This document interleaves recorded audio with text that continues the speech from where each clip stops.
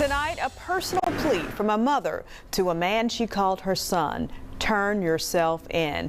The Shelby County Sheriff's Office is looking for 28-year-old Jaylan McCollins, who is wanted for homicide. He's accused of killing two people in southeast Shelby County, one of them a woman he dated for years. It's crazy how love can sometimes hide the darkest secrets, right? Imagine falling for someone who swears they can't live without you. But one day, that same person decides they can't have you. No one else will. That's exactly what happened in Tennessee, when a young woman named Anthonese Stewart and her stepfather, Newsom, lost their lives in what started as a relationship gone terribly wrong. But before we dive deeper into what really happened that night, take a second to subscribe to Shadow Crime. Hit that like button, tap the bell icon, and join our growing community where we uncover stories that will make you question everything you thought you knew about people. Now, let's talk about Anthonese. She was just 22 years old, young, bright, full of energy. Her family described her as someone who lit up any room she walked into. She loved her family deeply and had dreams of building a peaceful life. But behind her smile was something she was trying to escape, a toxic relationship with her boyfriend, Jaylan McCollins. Jaylan was 28, a man who at first seemed charming and affectionate. People close to Anthonese said he could be funny, gentle, and always knew what to say to make her feel special. But over time, that charm started to fade. He became controlling, jealous, and unpredictable. Friends noticed that she had started to pull away from everyone. Not because she wanted to, but because Jaylan wanted her to himself. The relationship had been going on for about 3 years, but it was far from happy. Family members said Anthonese had tried to leave several times, but each time she did, Jaylan would threaten to hurt himself. That guilt made her stay, thinking maybe she could help him or change him. Unfortunately, that kind of manipulation is what traps so many victims in abusive relationships. Things reached a boiling point on July 1st, 2024, in Shelby County, Tennessee. That night, a heated argument broke out between Jaylan and Anthonese at her home on Newfound Gap Road.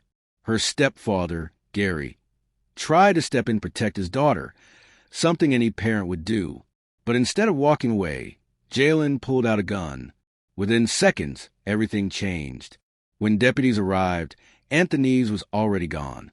Gary was rushed to the hospital, but he didn't survive either. The scene left the family shattered. 2 lives taken in one night, one out of love, the other out of protection. And the man responsible? He vanished. Jaylan disappeared right after the shooting, leaving the community in shock and fear. The sheriff's department launched a manhunt that lasted almost 2 months. Flyers with his face were posted everywhere, and the family begged him publicly to turn himself in. Jaylan, please, they said, let us have some peace, take accountability. But he stayed silent on the run. Tonight, a personal plea from a mother to a man she called her son. Turn yourself in. The Shelby County Sheriff's Office is looking for 28-year-old Jaylan McCollins, who is wanted for homicide. He's accused of killing 2 people in southeast Shelby County, one of them a woman he dated for years. WREG's Ashley Paul joins us live tonight as the search for McCollins continues. Steph, family members tell us tonight they are mourning the life of not one, but 2 family members, a young woman and her father who was trying to protect his daughter during a violent breakup. As investigators piece together what had happened and why. Jaylan wasn't new to violent behavior. Between 2018 and 2020, he reportedly had several domestic violence complaints from past girlfriends, though none of those cases stuck. The pattern was there, but no one knew how dangerous it could get. Now, imagine being part of that family, losing 2 loved ones in one night because someone couldn't take no for an answer. The guilt, the grief, the what-ifs, it's unbearable.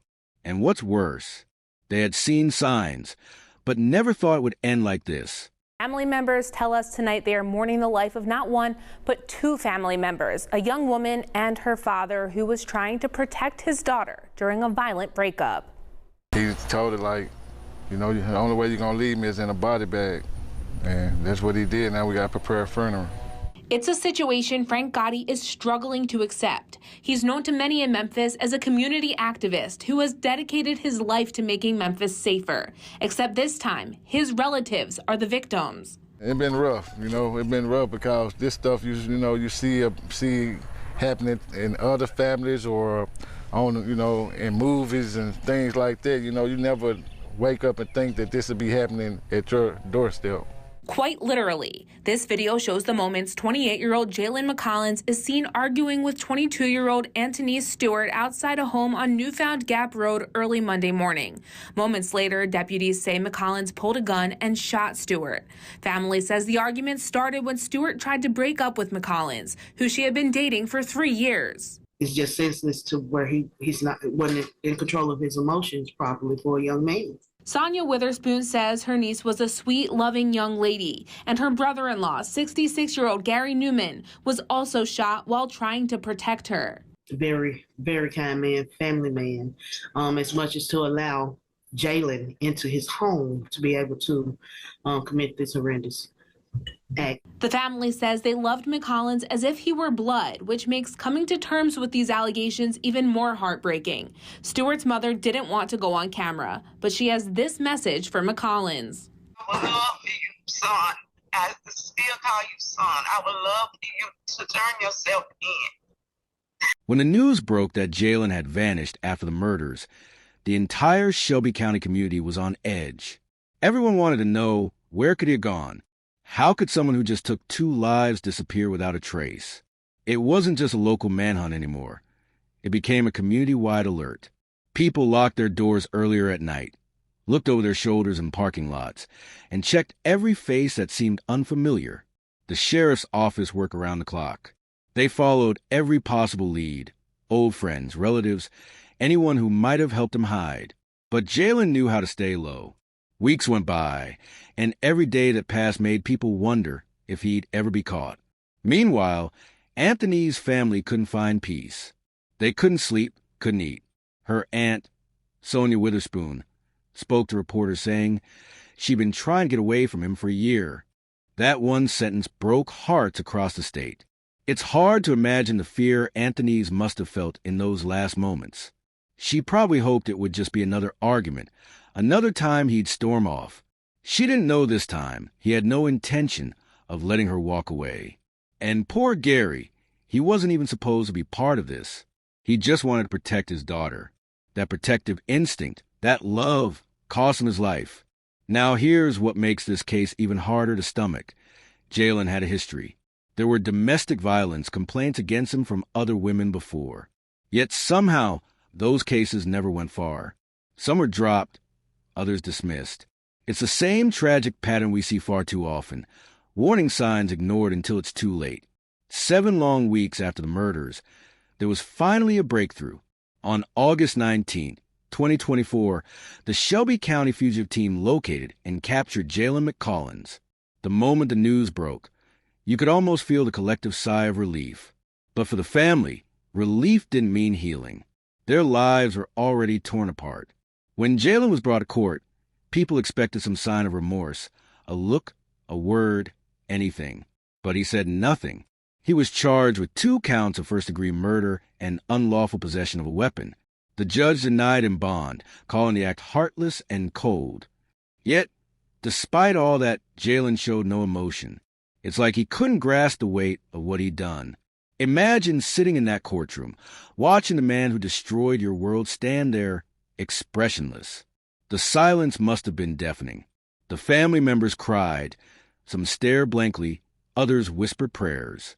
There were no answers, no apologies. Just the reality that 2 innocent people were gone, and nothing could bring them back. The investigation revealed that the motive wasn't just anger, it was control. Jaylan couldn't stand the thought of losing her. That toxic need for dominance, for ownership, is what pushed him over the edge. It wasn't about love, it was about power. And when he felt that power slipping away, he made a decision that would ruin every life connected to his. But you have to wonder, how many more Jaylans are out there right now? People who hide behind, I love you, but mean I own you? How many Anthonese are being manipulated with threats, guilt, and fear? First at 4:30, a Memphis man charged for a deadly double shooting last month was back in court this morning. Jaylan McCollins is facing 2 felony counts of first-degree murder and a misdemeanor weapons offense. Thank you for joining us. I'm April Thompson. I'm Alex Coleman. Detectives say the 28-year-old shot and killed his ex-girlfriend and her father as he was trying to protect his daughter. WREG's Jarita Patterson with his day in court. It has taken nearly 2 months to bring Jaylan McCollins into custody after detectives say he was responsible for this. What you just heard was the sound of sorrow and disbelief, that piercing cry coming from those who learned what happened in this southeast Shelby County community was a double deadly murder. Deputies flooded Newfound Gap Road back in July. Anthonese Stewart was pronounced dead here at the scene, shot to death, detectives say, at the hands of her ex-boyfriend, Jaylan McCollins. Investigators say Anthonese's father, Gary Newman, tried to step in to help his daughter when he too was shot. Sadly, he also died from his injuries. Detectives knew who they were looking for, as he could be seen on a home security camera fighting with Anthony shortly before she was killed. According to investigators, McCollins, who has a lengthy criminal history, went on the run. 49 days later, he was in lockup. This week, the court appointed him an attorney. Thursday, he was back in front of the judge, who told his public defender this could be a death penalty case. It's double homicide. I'd really rather do a prelim and have a little more information before I set a bond. The case has been reset. After his arrest, Jaylan was held without bond. The court said he was too much of a danger to the public and too much of a flight risk to be released. And honestly, after what he'd done, who could argue with that? But the shocking part came later. During one of the scheduled court appearances, he didn't even show up. Imagine that. A man accused of killing his girlfriend and her stepfather, simply refusing to appear before the judge. It almost felt like another way of avoiding responsibility, another act of control. That moment made a lot of people angry. The family was there, sitting quietly, waiting to see some kind of justice begin. Yet, Jaylan didn't walk through those courtroom doors. Some say he was being defiant. Others think it was fear. Either way, it showed how little respect he had for the lives he destroyed. And the family was left sitting there with their grief, once again reminded that the person who took everything from them still got to choose how he faced consequences. The district attorney's office confirmed the case was being sent to a grand jury. That meant the investigation was solid enough for formal charges to be considered. Detectives gathered everything: witness statements, ballistics, and even a detailed timeline that showed how quickly the argument escalated to violence. Every detail painted the same picture. This wasn't an accident. It was intentional. Neighbors later shared that they'd heard arguing in the past, but no one thought it would lead to this. It's that uneasy realization so many communities face. We think we'd see the warning signs, that we'd step in, that we'd know. But often, we don't until it's too late. That's what makes this case so haunting. It didn't just end 2 lives. It reminded everyone how quickly love can twist into something deadly when control takes over. As investigators pieced together what happened, they learned that Gary, the stepfather, was trying to protect Anthonese that night. When Jaylan showed up, she told him to leave. He refused. Words turned to shouting. Shouting turned to rage, and in the blink of an eye, 2 gunshots echoed through that quiet Tennessee neighborhood. When the deputies arrived, the home was a scene of chaos. Family photos on the wall, a young woman lifeless on the floor, and a father who'd given everything to save her. It's the kind of scene detectives never forget. And even though Jaylan was caught, the emotional scars stayed. The community held a candlelight vigil for Anthonese and Gary, candles glowing softly against the dark night sky. Friends cried, strangers prayed, and everyone whispered the same question. Why? Why couldn't he just walk away? Why did it have to end like this? It's painful to think about how many times Anthonese tried to get out.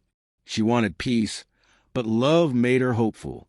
She probably believed, like so many victims do, that he'd change, that if she just loved him enough, he'd see her worth and stop the chaos. But love can't fix someone who doesn't want to be fixed. It only keeps you tied to their storms. The courtroom may have been filled with people, but the air was heavy with silence. When the prosecutor read out the charges, 2 counts of first-degree murder, the words felt like a punch in the chest. Jaylan sat still, barely blinking. No tears, no emotion, just a blank stare. Maybe he was lost in guilt, or maybe he simply didn't care. But for the families of Anthonese and Gary, that silence was unbearable. They wanted to hear something, anything, that sounded like remorse, yet none came. As the evidence was laid out, the story became clearer. Investigators found that Jaylan had shown up at the house angry because Anthonese had finally told him she was done for good. She was ready to move on, to start fresh, and he couldn't accept that when her stepfather stepped between them. Jaylan pulled the trigger. It was a deliberate act, driven by obsession and rage. He didn't just take 2 lives that day. He destroyed an entire family. During the court proceedings, the judge didn't hold back. He said this was one of the most tragic examples of domestic violence turning fatal that he had seen in a long time. There was talk about how this case should serve as a warning. How love should never cost you your safety. The judge ordered Jaylan to remain in custody, his bond denied indefinitely, and sent the case forward to trial. And while the wheels of justice slowly turned, the family of the victims clung to each other for strength. They spoke to the media not out of anger, but out of pain and awareness. They wanted the world to see what unchecked abuse could lead to.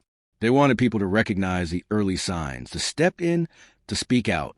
One of Anthony's relatives said, "If I had known his history, I would have talked to her more. Maybe it wouldn't have come to this." That single sentence carried so much heartbreak, so much regret. In the end, this wasn't just a story of a double homicide. It was a story about control, fear, and how silence can cost lives. It forces us to think about how many people are stuck in similar situations right now, afraid to leave because they believe things might get better or because they've been made to feel responsible for someone else's pain. So, let me ask you, what would you do if someone you love started showing signs of control? Would you recognize it? Would you say something? Or would you wait, hoping it gets better, even when deep down you know it won't? These are uncomfortable questions, but they're important ones. Because stories like this don't just happen in headlines. They happen in real homes, to real people, every single day. If this story moved you, if it made you stop and think, then don't just scroll away. Help us keep sharing these stories so more people can see the truth behind them. Hit that like button, subscribe to Shadow Crime, and turn on the notification bell so you never miss another story like this. Together, we can shed light on the darkness and make sure no one's story is forgotten